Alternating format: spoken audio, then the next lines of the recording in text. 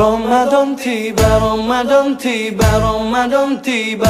Marhaban ya Ramadan, marhaban ya Ramadan, marhaban ya Ramadan, marhaban ya Ramadan. Ramadan tiba, Ramadan tiba, Ramadan tiba.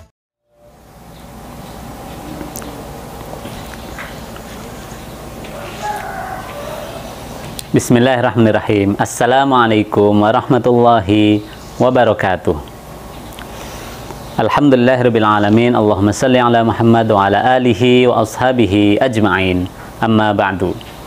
Pemirsa Smart Cendekia kita yang dirahmati Allah Ta'ala, hari ini kita sudah masuk Ramadan ke-7 1441 Hijriah.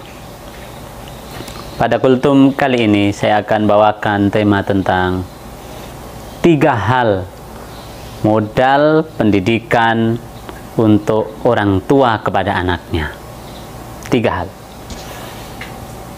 Rasulullah Shallallahu Alaihi Wasallam bersabda yang diriwayatkan oleh sahabat Ali bin Abi Thalib radhiyallahu an, "Addibu auladakum ala 3 khisal."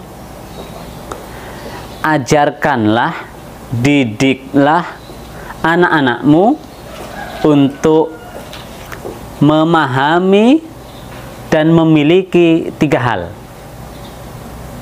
Memahami dan memiliki 3 hal. Apa itu yang harus diajarkan oleh orang tua kepada anaknya? Yang pertama adalah hubbi nabiyikum, mencintai nabi kalian. Yang kedua, wa hubbi ahli baitihi, mencintai keluarga nabi. Dan yang ketiga, wa qiraatil Qur'an, membaca Al-Qur'an. Rawahud Dailami. Pemirsa sekalian, orang tua adalah pilar utama keberhasilan pendidikan. Maka pantas dalam hadis dikatakan bahwa setiap anak itu dilahirkan dalam kondisi fitrah, kondisi bersih, suci, tak terpengaruh apapun, seperti kertas yang masih putih. Ya, kullu mauludin yuladu 'alal fitrah.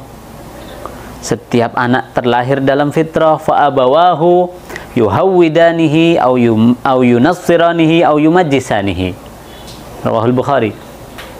Maka kedua orang tuanya lah, bapak ibunya lah yang akan membuat anak ini menjadi Yahudi, Nasrani, atau Majusi. Artinya anak ini dia polos, mau diisi apa saja tergantung orang tuanya.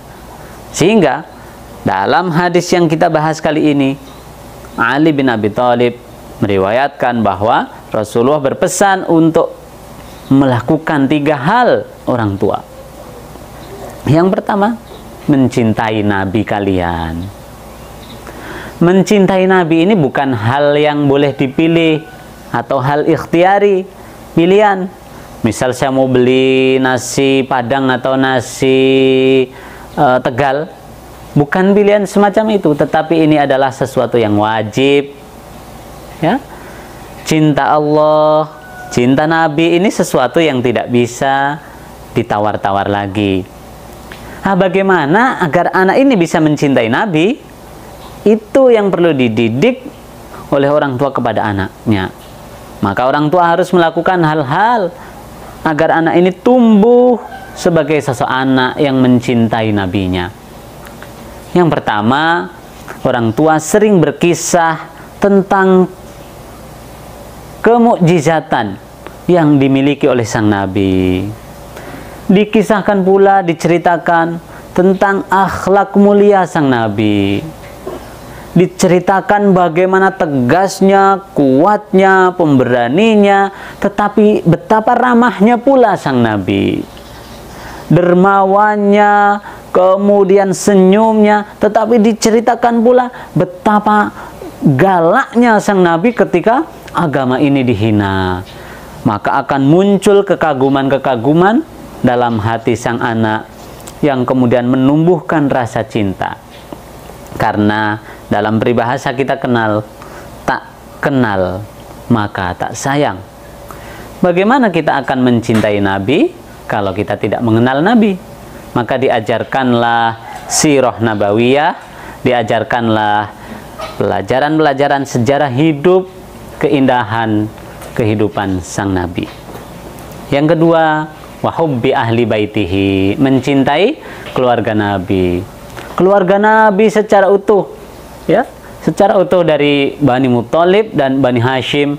Kita ketahui, ajarkan susunan dari nasabnya. Ajarkan siapa saja keturunan Nabi, cucu-cucu Nabi, anak-anak Nabi.